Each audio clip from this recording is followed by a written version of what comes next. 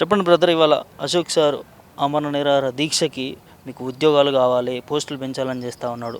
So మరి ప్రభుత్వం ఇప్పటివరకు కూడా స్పందన లేదు. ఏం చెప్తారు దానిపైన? అంటే ప్రభుత్వానికి సార్ చేసే దీక్ష గురించి అక్కడి వరకు సమాచారం వెళ్ళిందో లేదో కూడా తెలియదు. కానీ సార్ దగ్గరికి ఈరోజు మార్నింగ్ వెళ్తే సార్ ఏమన్నారంటే, నేను చనిపోవడానికైనా సిద్ధమే కానీ పోస్టులు పెరగాలి, తప్పకుండా పోస్టులు పెరగాలి అని అన్నారు. బయట ఏ విధంగా ప్రచారం జరుగుతుంది అంటే, సార్ స్వార్థ ప్రయోజనాల కోసం చేస్తున్నా చెప్పి బయట ప్రచారం చేస్తారు. ఏంది ఈ అభిప్రాయం ఎంతవరకు ఉంది, దీని బయట ప్రచారం ఏ విధంగా ఉంది, సార్ యొక్క అభిప్రాయం ఏ విధంగా ఉందో ఈరోజు వెళ్ళి చూసి దానిపైన ఎట్లా ఉంటుంది ఏందని ఒకసారి మాట్లాడదామని సార్ దగ్గరికి ఈరోజు మార్నింగ్ వెళ్తే, సార్ దగ్గరికి వెళ్ళడానికి కూడా 10 మంది పర్మిషన్ తీసుకోవాలి. బయట పోలీస్ వాళ్ళు, లోపలికి వెళ్తే వార్డు దగ్గర పోలీస్ వాళ్ళే, లోపలి గేట్ దగ్గర పోలీస్ వాళ్ళే, వాళ్ళందరి పర్మిషన్ తీసుకొని సార్తో మాట్లాడితే, సార్ సొంత ఎజెండా ఏం లేదండి. సార్ ఏమన్నారంటే 2022 డిసెంబర్లో ఇచ్చిన గ్రూప్ 2 గ్రూప్ 3 నోటిఫికేషన్లో ఏ పోస్టులు అయితే ఉన్నాయో ఆ పోస్టులకి సరిగా జరగదని చెప్పి మన టీఎస్పీసీ దగ్గర వేల మంది వెళ్ళి ధర్నా వెళ్ళినప్పుడు కూడా నేను వచ్చిన, అప్పుడు కూడా నేను స్ట్రైక్ చేసిన, అందరితో నేను పోరాడిన. పోస్ట్పోన్ అయింది. తర్వాత ఎలక్షన్స్ జరిగిన తర్వాత మనకి ఇచ్చిన హామీలో భాగంగా పోస్టులు కొంచెం పెరుగుతాయి అని చెప్పి వాళ్ళు హామీలు ఇచ్చారు.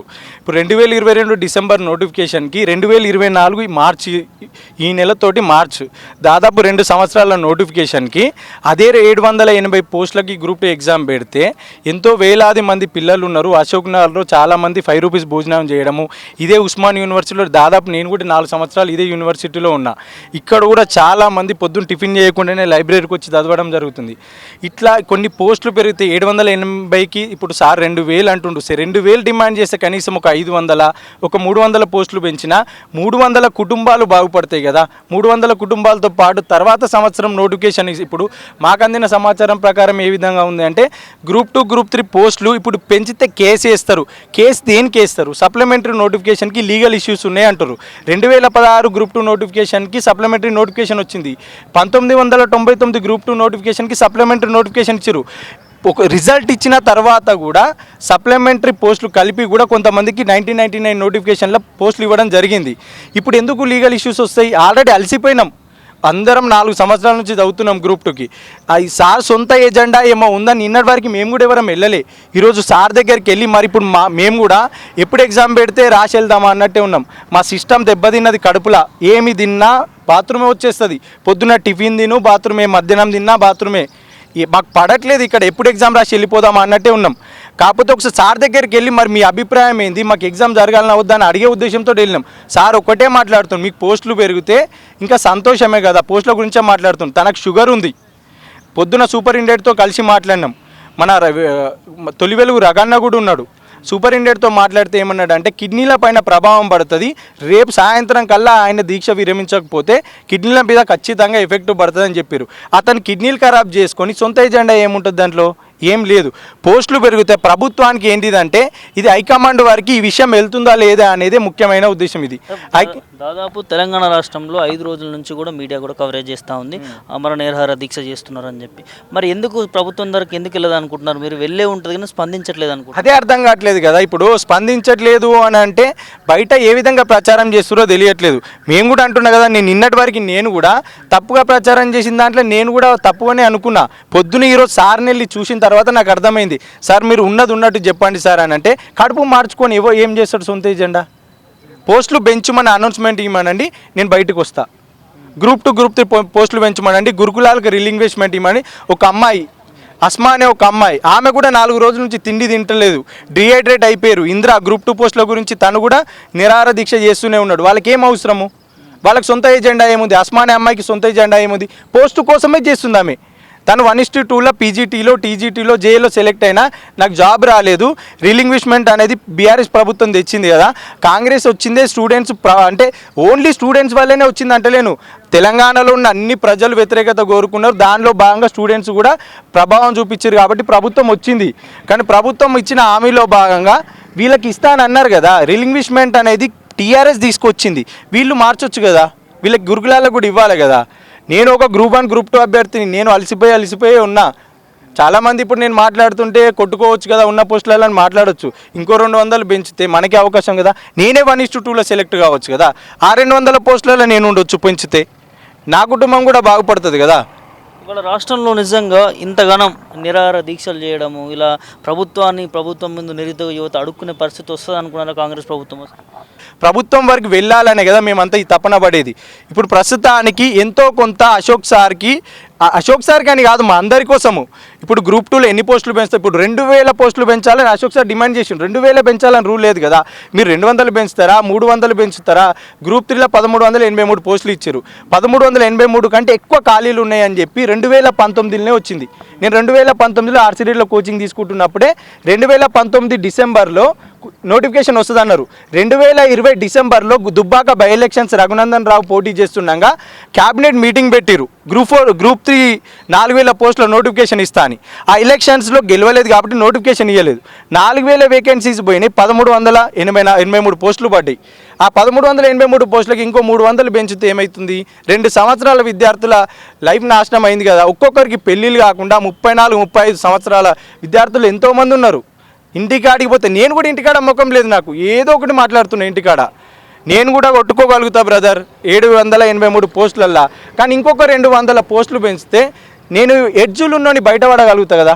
ఈ 2 సంవత్సరాలు వెయిట్ చేసినందుకు ఒక 200 పోస్టులు పెడితే బాగుంటుంది కదా అని ఆ ఒక్క అభిప్రాయంతో నేను నిన్నటి వరకు కూడా ఎంకరేజ్ చేయను. ఈరోజు సార్ దగ్గరికి వెళ్తే అక్కడ సార్ యొక్క ఆవేదన చూసి నాకే దుఃఖం అనిపించింది.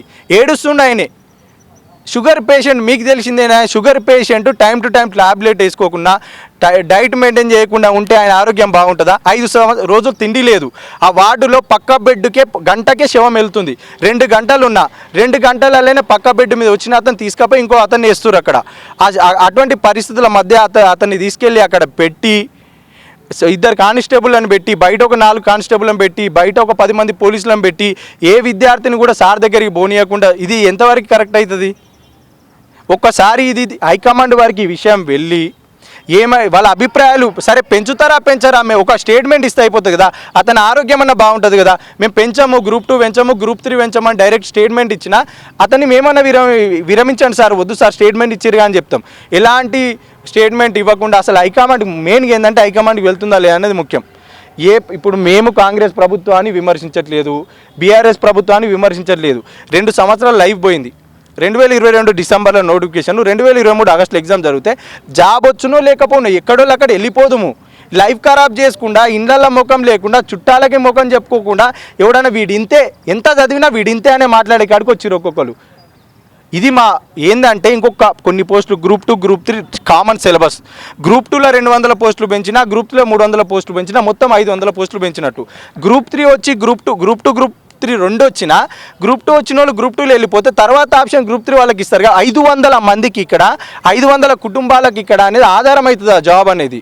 ఇప్పుడు అయిపోయిన తర్వాత నెక్స్ట్ ఇయర్ నోటిఫికేషన్ ఇస్తా అంటే చదివే ఓపిక లేదు బ్రదర్ ఎవరికి. ఇక్కడ 5 సంవత్సరాలు చదివి ఉన్నారు.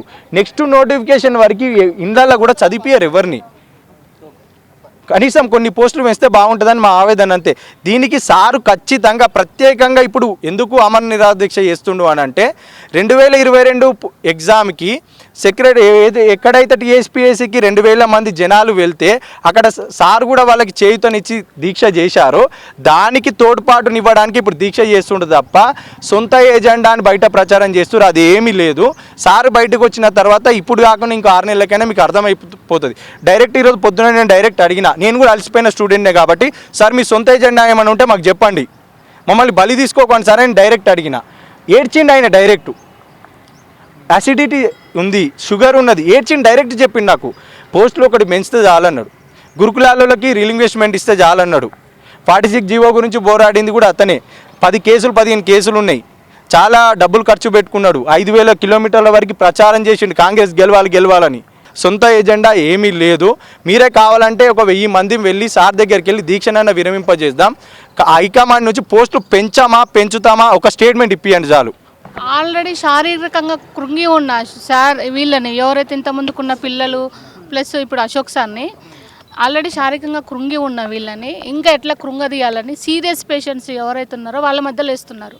నిన్న ఒక్కరోజే వాళ్ళలోనే 8-9 మంది చనిపోయారు. వాళ్ళు చూస్తే భయం అనిపించదా? ఆ పిల్లలు శవాలను చూసే భయపడ్డారు. ఫస్ట్ వాళ్ళు శారీరకంగా కాదు, శారీరకంగా దృఢంగానే ఉన్నారు. వాళ్ళు మానసికంగా కృంగదీస్తున్నారు దాంట్లో ఆ వాసన స్మెల్ అది సీరియస్గా ఇప్పుడు వాళ్ళని చూస్తేనే మనము భయపడే విధంగా ఉన్న వాళ్ళ మధ్యలో వేస్తున్నారు. ఎందుకు ఇలా చేస్తుందంటారు మేడం? అదే భయపడాలి, వీళ్ళు భయపడి ఇలాగనైనా దీక్ష విరమిస్తారేమో, వాళ్ళ ప్లాన్ అది. వాళ్ళు బయటకు కూడా చెప్పారంట, అందులో ఉన్నారు, మీరు ఇందులో వేస్తే వీళ్ళని చూసి భయపడి వెళ్ళిపోతారని మేము ఇందులో వేసినాము. అట్లా ఉంది. ఎంత సీరియస్గా అంటే మనం పోయి చూస్తే అసలుకి భయపడే విధంగా ఉన్న పేషెంట్ల మధ్యలో ఇస్తున్నారు తీసుకుపోయి వాళ్ళని. ఏం ఫెసిలిటీస్ లేవు. ఒక్కొక్క టెస్ట్ దగ్గర అర్ధగంట అసలు వాళ్ళు నిలబడడానికి ఓపిక లేదు. అర్ధగంట వెయిట్ చేపిస్తున్నారు వాళ్ళని. ఆ లోపల పోతే వాసన స్లాబ్ నుంచి డ్రైనేజ్ వాటర్ కింద కారుతున్నాయి. అసలుకి అంత చండాలంగా ఉంది అందులో. వాళ్ళని కావాలని హాస్పిటల్కి దాంట్లోకి తీసుకెళ్లారు. అసలుకి ఇవి మానసికంగా శారీరకంగా ఎట్లా కృంగి ఉన్న వాళ్ళని మానసికంగా కృంగిగా చేస్తే వీళ్ళని తొందరగా దీక్ష విరమింపజేస్తారని ఆ విధంగా కూడా ట్రై చేస్తుంది గవర్నమెంట్. ఏం చెప్తున్నాను మేడం అశోక్ మీతో మొత్తానికి? సార్ నేను కూడా అడిగాను, శారీరకంగా మాది బాడీ డిహైడ్రేషన్ అవుతుంది, వద్దు అన్ని అక్కడ డాక్టర్ కూడా చెప్పాడు, కిడ్నీస్ లివర్స్ డిహైడ్రేషన్ అవుతుంది, కిడ్నీ లివర్ మీద ఎఫెక్ట్ పడుతుంది, ఇప్పుడు కాకుండా తర్వాత అయినా దాని ఇంఫెక్ట్ వస్తుంది అని చెప్పిండు. నేను చెప్పాను ఇట్లా అని కూడా. లేదు నేను ఉంటా ఏం కాదు, రిజల్ట్ వస్తుంది అంటున్నారు సార్. ఇస్తారు, కంపల్సరీ ఇస్తారు. గవర్నమెంట్ వచ్చిందే అది కదా, నిరుద్యోగుల కోసమే కదా, వాళ్ళు ఇస్తారని చెప్తున్నారు. కానీ మనకు బయట అలా కనిపించట్లేదు అని చెప్తా ఉన్నారు మనం కొంతమంది.